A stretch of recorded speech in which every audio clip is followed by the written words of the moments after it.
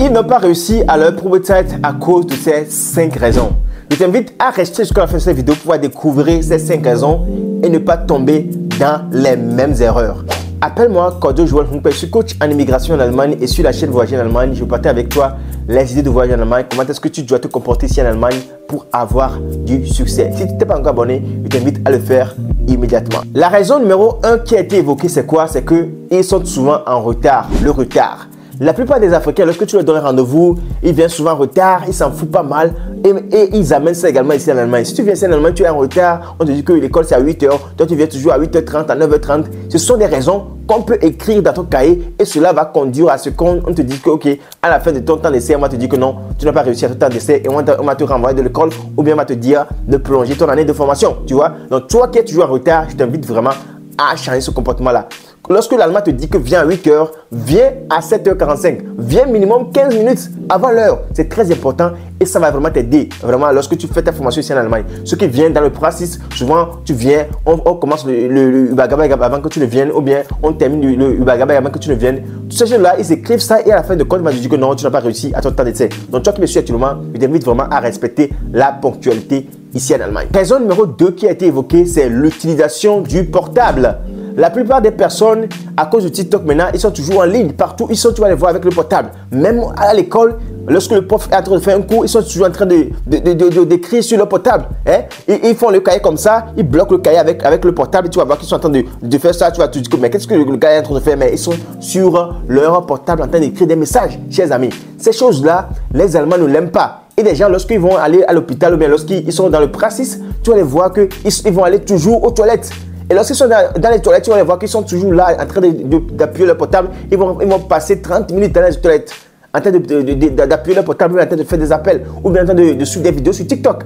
Ces choses-là, vos collègues sont en train de le voir, mais vous-même ne le savez pas. Et en fin de compte, on va vous dire que non, vous n'avez pas réussi à votre propriété à cause de ça. Donc, chers amis, ceux qui viennent d'arriver ici en Allemagne, vraiment, faites tout pour ne pas tomber dans les mêmes erreurs que ces personnes-là. La raison numéro 3, ce sont les Krankmeldungen répétitives. Ça veut dire que les gens, ils s'en foutent pas mal. Lorsqu'ils sont un peu fatigués, ils se disent que ouais, moi je suis malade et moi je suis crank. Oh, moi je ne peux pas venir à l'école parce que moi j'ai un petit mot de tête là, je ne vais pas venir à l'école. Alors que lorsque vous êtes ici en Allemagne, lorsque vous mettez une crank répétitivement et surtout lorsque vous êtes dans le temps d'essai, et on voit que cette personne, chaque temps, il se met dans le crank. Ils vont se dire que cette personne-là, vraiment, il n'est pas fait pour la formation.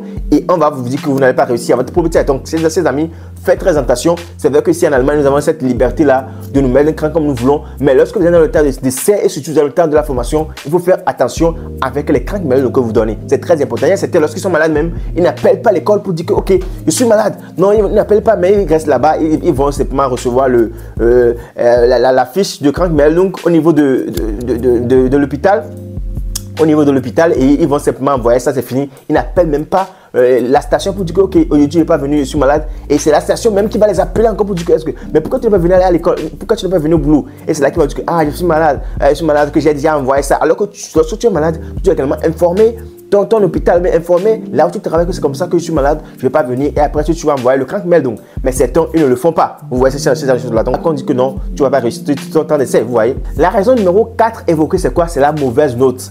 La plupart des personnes arrivées ici en Allemagne lors du temps d'essai, tu vas voir que c'était qui n'apprennent même pas et ils ont des mauvaises notes. Et lorsque tu reçois toujours les 6, les 5 là, lorsqu'on fait des interrogations, on te dit que non, toi tu ne peux pas faire la formation parce que tu reçois vraiment de très mauvaises notes, tu vois. Donc c'est très important pour toi qui me suis actuellement. Fais tout pour pouvoir avoir de bonnes notes. Lorsque tu es dans le temps d'essai, c'est là que tu dois mettre le paquet. Tu dois prendre comme lorsque tu fais ton bac. Et c'est ça qui va t'aider. C'est ça qui va te sauver pour pouvoir réussir au temps d'essai. C'est très important ce côté-là. La raison numéro 5 évoquée, c'est que leur allemand n'est pas bon.